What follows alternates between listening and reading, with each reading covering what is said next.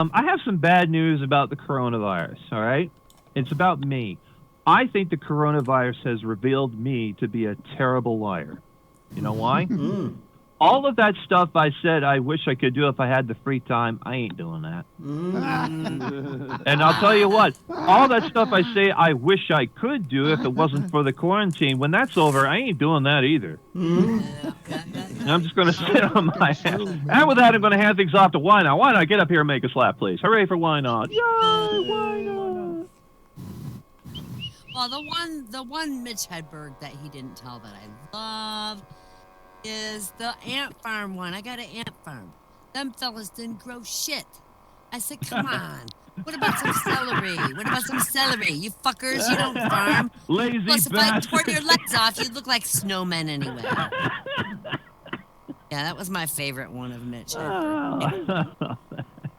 This old but still ruggedly handsome sergeant major found himself at a gala event hosted by a local liberal arts college. There was no shortage of really extremely young, idealistic ladies in the attendance, one of whom approached the sergeant major conversation.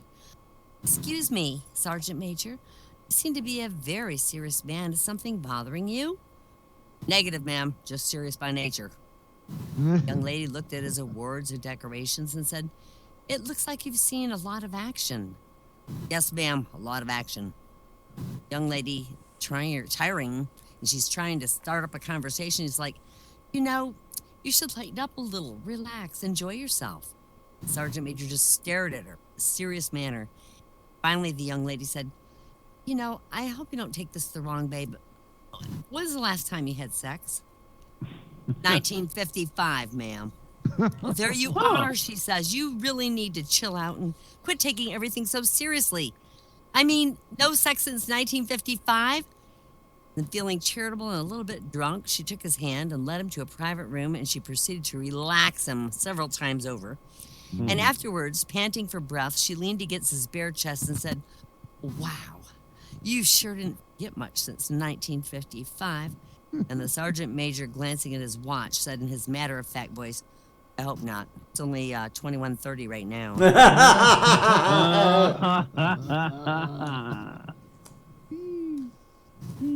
Two missionaries in Africa were apprehended by a tribe of real hostile cannibals who put them in a large pot of water, built a huge fire under it, and left them in it. A few minutes later, one of the missionaries started to laugh uncontrollably. The other missionary can't even believe it. He's like, what the fuck's wrong with you? We're being boiled alive. We're going to eat us. What can possibly be funny at a time like this? And the other missionary says, I just shit in the fucking soup. That's great. This couple goes to an art gallery and they find a picture of a naked woman with only her privates covered with leaves. And the woman doesn't like it. She goes on, but the husband keeps looking at it. The wife's like, what the hell are you waiting for? And the husband says, autumn?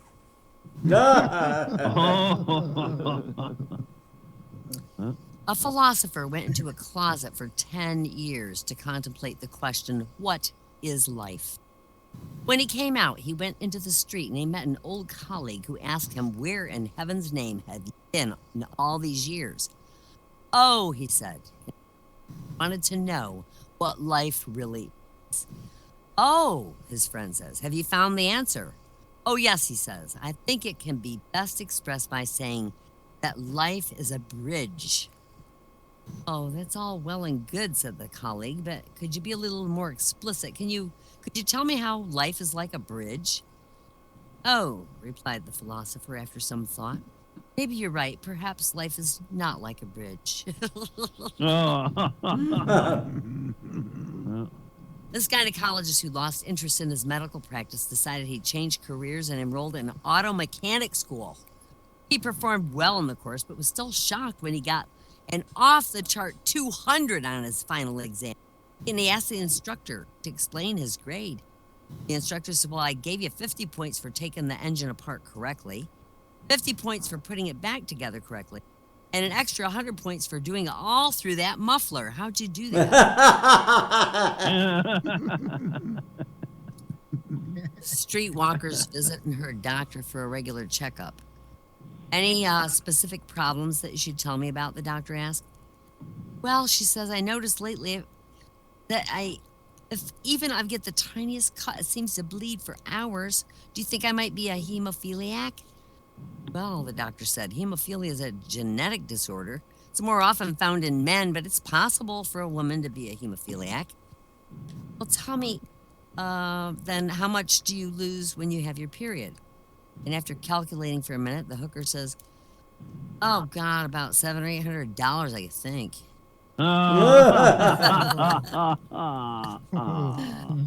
This gorgeous young woman goes in a taxi one day, and on the way, the cabbie says, hey, baby, would you screw for $25? And the insulted woman's like, what kind of girl do you think I am?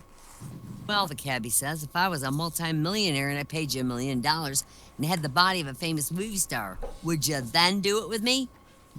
Well, I guess I would, the woman says. Well, in that case, the cabbie says, will you screw me for $25? What kind of girl do you think I am, she says. He says, we've already established that. Now we're just dickering over the price. Yeah.